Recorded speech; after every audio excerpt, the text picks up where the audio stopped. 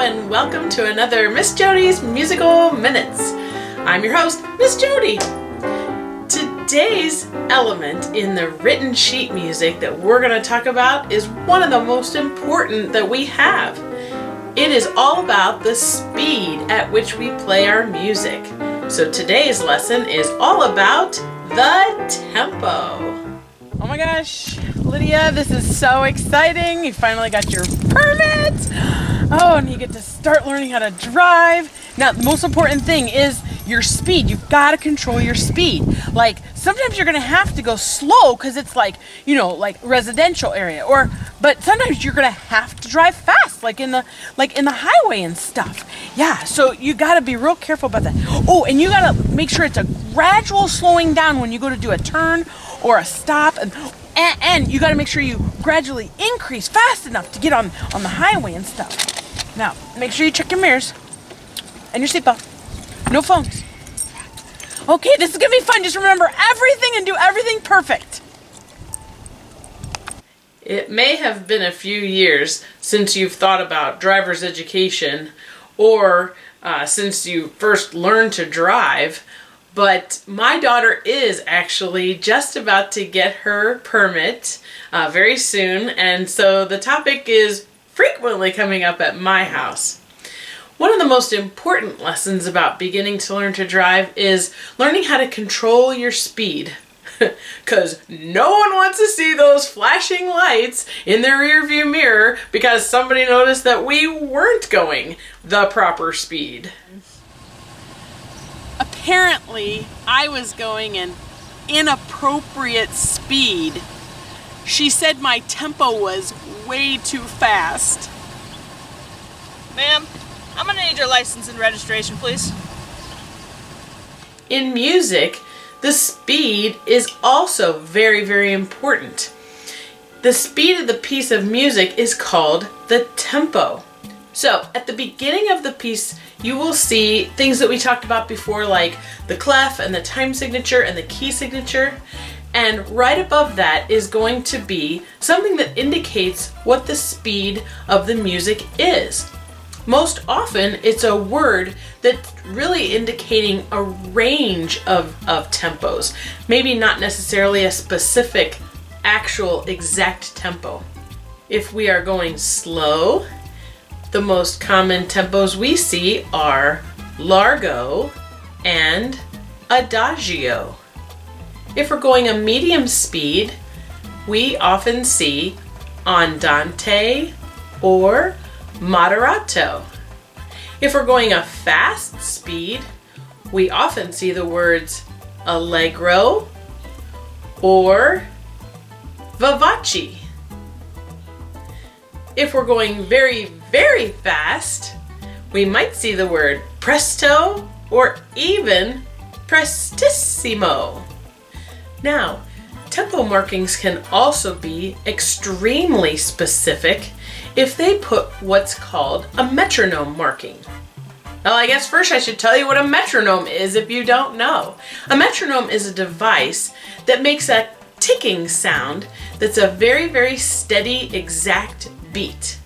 I have one on my phone. There used to be ones, well, some people still have them, that have a little needle that goes like this, back and forth. But on my phone, I have a metronome that I can set to whatever tempo I want, and it gives me that steady beat so that I can practice at the correct tempo. Or maybe I'll use it to get up to the correct tempo if it's something that's a little bit more difficult. Now, the metronome markings are based on how many beats will happen per minute.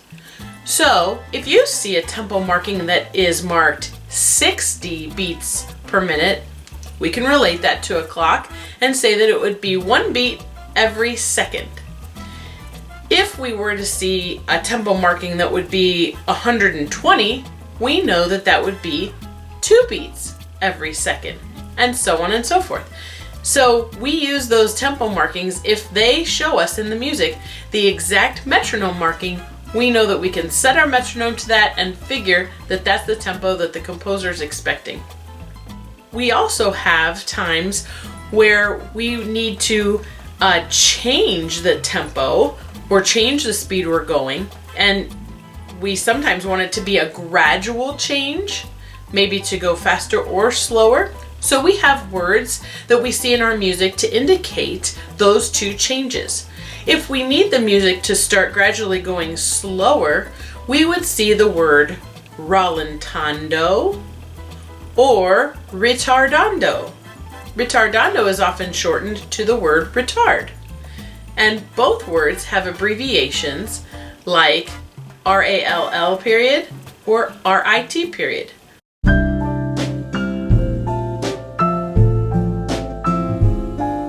Which tells us to slow down.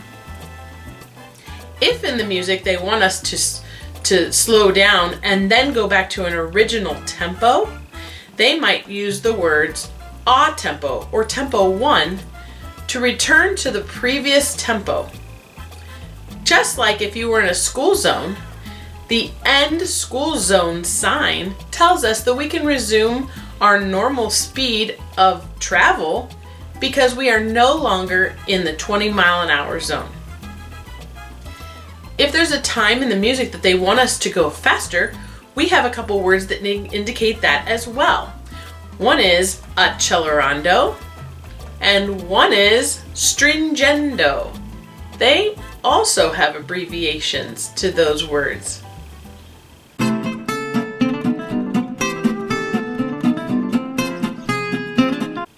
One other thing I'd like to mention right now is the words poco a poco, little by little. These words are often seen in conjunction with tempo or dynamics. They may want us to gradually increase the tempo or the dynamics little by little, not all of a sudden or abruptly. So we often see the words poco a poco in relation to tempo or dynamics. At this point, I think the most important thing I want you to understand about the tempo that music goes is it needs to be appropriate. When the lights are flashing in a school zone, it would be inappropriate to go our normal speed like 35 or 40 miles an hour. It's appropriate to go 20 miles an hour. And what it means to be appropriate is when the composer wrote the piece, there's a certain speed that he or she had in mind. And that was the tempo that they expect the music to be played at.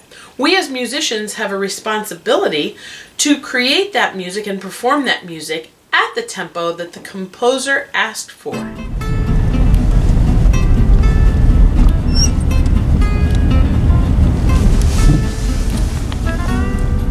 In a place like this, you're supposed to go 10 miles an hour. So going something like 40 or 50 would be pretty inappropriate. Now, there might be a little wiggle room in there for interpretation, but for the most part, that's what the tempo markings are for, so that we play at an appropriate speed.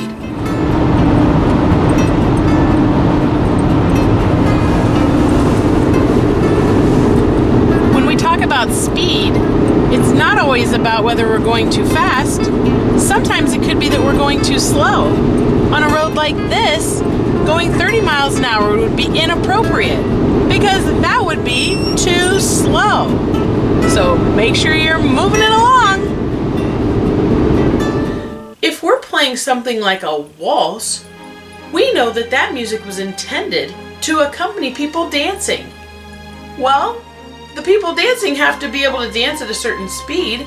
We can't make them dance too fast or too slow. So something like the minute waltz shouldn't be accomplished in 30 seconds. It should take the full minute. Then we also want to think about something like a march. If we're playing a march, the intention was that people are marching to this music. If we play it too slow or too fast, that means the precision of those exact marching steps will be out of whack. So it's very important that we play our music at an appropriate tempo, which is one of the reasons that the most common thing used is the words for the tempos, like we talked about, allegro or vivace or largo or adagio or moderato. These words give us a range of speeds to go because that is the appropriate kind of tempo.